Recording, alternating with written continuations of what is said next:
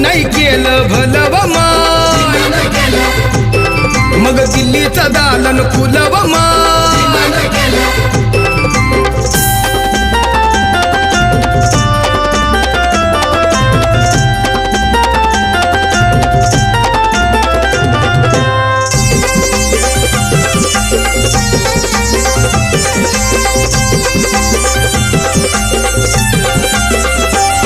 एका वकिलाच्या लेखणीनं, त्याच्या कायद्याच्या आखणीनं, आमच्या हक्काचं, आमच्या हक्काचं, आमच्या हक्काचं लेखन व माय. मग कुणी